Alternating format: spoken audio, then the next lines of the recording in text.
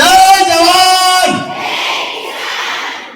जय भारत माता की भारत माता की